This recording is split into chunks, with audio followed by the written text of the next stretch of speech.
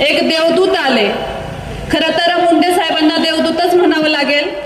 इतक्या वर्षापासून जी दूध भेसळ चालली आहे याची जाणीव आपल्या सर्वांना त्या ठिकाणी झाली आणि आज आपण सर्वजण ह्या गोष्टीचा निषेध करण्यासाठी या ठिकाणी उपस्थित झालात. आपल्या सर्वांचं खरंच या ठिकाणी कौतुक करते आणि मनापासून आभार व्यक्त करते की आपण ह्या आंदोलनाला साथ त्या ठिकाणी दिलेली आहे. आज इतकी वर्ष झालं आपलं खरंच दुधाला अमृत समजलं जातं आणि त्या दुधामध्ये विष कालवण्याचं काम आपल्या मनसर भागात होतंय. ही खूप खेदाची गोष्ट त्या ठिकाणी आहे. अनेक वर्ष आपण आपली लहान मुलं असतील, घरातील वयोवृद्ध असतील आणि दूध हा आपल्या आयुष्यातील एक अविभाज्य घटक आहे.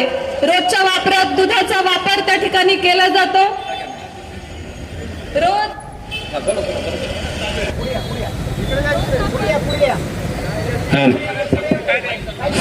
हॅलो रोज आपल्या वापरामध्ये दूध आपण नेहमीच वापरतो आणि आज त्या दुधामध्ये विष कालवलं जातंय. लहान मुलांच्या जीवाशी त्या ठिकाणी खेळलं जातंय. खरंच ही गोष्ट खेदाची आहे आणि आपला मंचर तालुका, आपला आंबेगाव तालुका आणि त्यामधील हे मंचर गाव त्या ठिकाणी बदनाम झालेलं आहे. हे जे लोकांना विष पाजण्याचं काम त्या ठिकाणी चालू आहे त्यांच्यावर योग्य ती कारवाई त्या ठिकाणी झाली पाहिजे. आज मी जिल्हा परिषद मध्ये आरोग्य समितीवर आहे आणि सगळ्यात जास्त कॅन्सरचं प्रमाण आपल्या पुणे जिल्ह्यामध्ये आहे. आज त्या ठिकाणी मला समजलं की हे प्रमाण कशामुळे आहे तर आपल्याला हे विष पाजलं जातंय. केमिकल युक्त जे दूध भेसळ केली जाते ते आपल्या लहान मुलांना आणि ते आपल्या शरीरावर परिणाम त्या ठिकाणी करतंय. हे कुठंतरी थांबलं पाहिजे आणि म्हणूनच आपण सर्वांनी आपल्याला योग्य न्याय मिळवस्तोवर कुणीही शांत बसणार नाही हीच आपल्याला त्या ठिकाणी विनंती करते आणि थांबते. हिंदवी स्वराज्याचे संस्थापक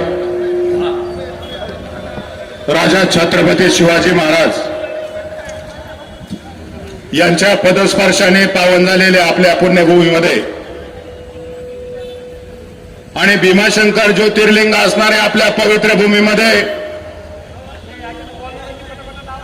15 दिवसापूर्वी या दूध भेसळखोरांच्या सर्व कारवाया एफडीएचे आयुक्त तुकारामजी मुंडे साहेब यांनी धडक कारवाई करत 26 जणांच्या त्या ठिकाणी त्यांना एफआयआर त्यांच्यावर दाखल केलं आणि त्यापैकी 13 आरोपींना अटक केली आणि हे बहुसंख्य आरोपी आपल्या आंबेगाव तालुक्यातील आणि मंचर परिसरातील आहे. या भेसळखोरांमुळं संपूर्ण आपल्या मंचर आणि आंबेगाव तालुक्याच्या भूमीचं नाव महाराष्ट्रात आणि देशात खराब करण्याचं काम त्या ठिकाणी झालेलं आहे. आणि इथला गोरगरीब शेतकरी, काबाड कष्ट करणारा दूध उत्पादक शेतकरी दिवस रात्र मेहनत करतो. स्वच्छ निर्भय दूध आपल्या गायीपासून त्या ठिकाणी काढून तो दूध डेअरीमध्ये आणून घालतो. परंतु काही तथाकथित जे डेअरीवाले आहेत ते थेट कृत्रिम दूध बनवून दुधामध्ये भेसळ करण्याचं काम वर्षानुवर्ष करत होते आणि या तालुक्याचे आका आणि आकाचे आका वर्षानुवर्ष यांना पाठीशी घालण्याचं काम करत होते. आणि 15 दिवसापूर्वी एफडीएचे आयुक्त तुकाराम मुंडे साहेबांनी या सर्व भेसळखोरांवर छापा टाकला आणि यांचं भेसळीचं दूध त्या ठिकाणी पकडलं आणि यांच्यावर गुन्हा दाखल झाला. आणि मग मात्र संपूर्ण महाराष्ट्र आणि या देशाला कळालं की या प्रमुख केंद्र मंचर आणि आंबेगाव तालुका आहे. मग इथल्या तालुक्यातील जनतेने मागणी केली का इथल्या लोकप्रतिनिधींनी विधानसभेमध्ये आवाज उठवला पाहिजे. भेसळखोरांच्या विरोधामध्ये कठोर पावलं उचलण्याची मागणी केली पाहिजे. परंतु हे सगळे गप्प होते आणि मग मात्र तालुक्यातील जनता खवळली आणि त्यांनी ठरवलं त्या भेसळखोरांच्या विरोधामध्ये रस्त्यावर उतरून आक्रोश करायचा आणि हे जे दूध भेसळ करणारे सर्व भेसळखोर असतील त्यांना पाठीशी घालणारे त्यांचे आका असतील आणि आकाचे आका जोपर्यंत त्या मूळ प्रश्नापर्यंत मूळ खोलापर्यंत जाऊन कारवाई होत नाही तोपर्यंत हे आंदोलन सुरूच राहील. अशासाठी हे आंदोलन त्या ठिकाणी आज छत्रपती शिवाजी महाराज चौकात होते. मी सर्व आंदोलकांचं या ठिकाणी मनापासून स्वागत करतो आणि एकच मागणी करतो, छत्रपती शिवाजी महाराज की. अरे बेसळखोरांचं करायचं काय? अरे बेसळखोरांचं करायचं काय? खाली मुंडका वर अरे बेसळखोरांचं करायचं काय? खाली मुंडका वर अरे बेसळ करतोय का माल खातोय अरे बेसळ करतोय का आणि गप्प बसलाय? आका अरे बेसळ करतोय का महाराष्ट्रभर चाललेल्या दूध भेसळीच्या अंतर्गत इथे मोर्चासाठी जमा झालेलो आहोत.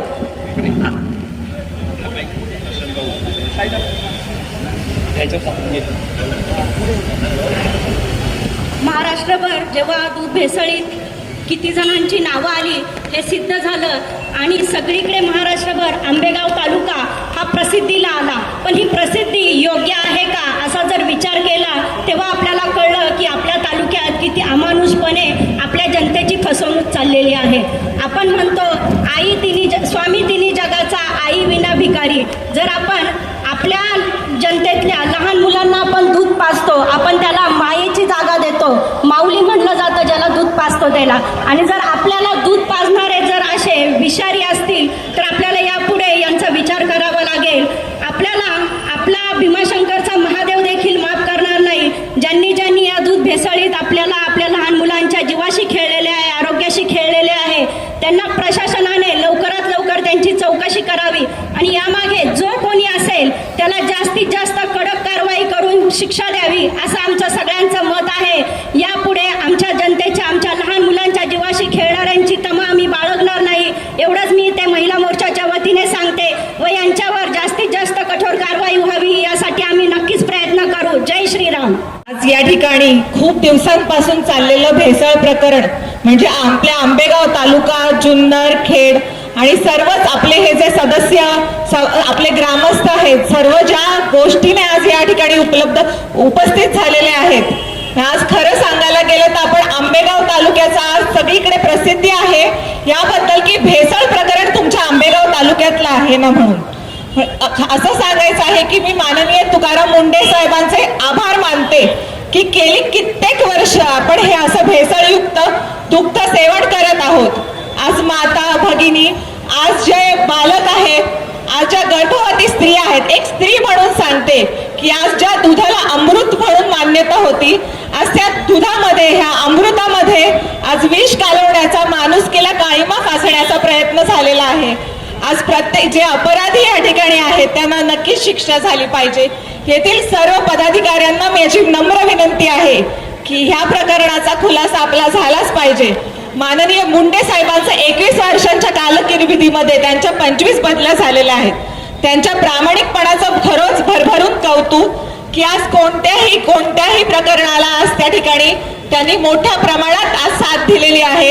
असंच हे प्रकरण ज्या ठिकाणी आज आता हे जाळं खूप मोठं पसरलेलं असणार आहे, तर मुंडे साहेबांना आणि प्रशासनाला विनंती आहे की ह्या प्रत्येक खोलात जाऊन या प्रकरणाची चौकशी व्हावं. आणि आमच्या फक्त मागण्या खूप स्पष्ट आहेत की लवकरात लवकर आपल्या ग्रामस्थांना, आपल्या सर्व सदस्यांना आणि आपल्या येथील सर्व लोकांना भेसळयुक्त आपल्याला दूध उपलब्ध व्हावं.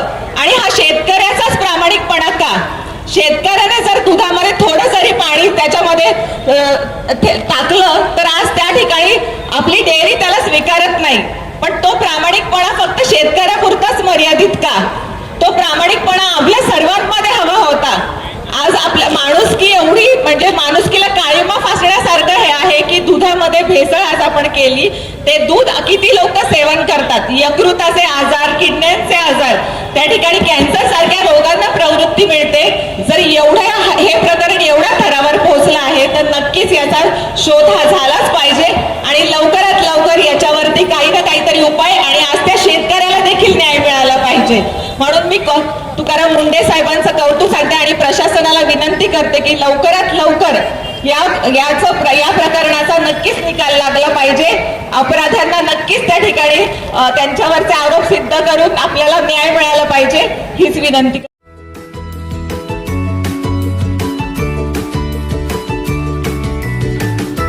बातम्या शेतीच्या,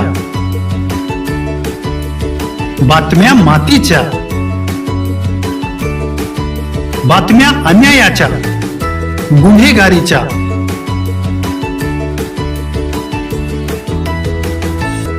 राजकारणाच्या आणि समाजकारणाच्या,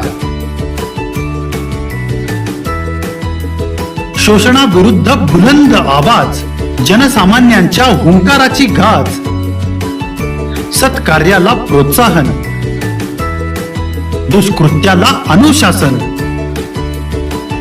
निर्भीड, निस्पृह, सडेतोड, बेधडक आणि रोखठोक म्हणजेच विघ्नहर टाइम्स. शोध बातमीचा, ध्यास सत्याचा. आपलं चॅनल, आपली बातमी. सबस्क्राईब तर कराच, पण बेल आयकॉनवर क्लिक करायलाही विसरू नका.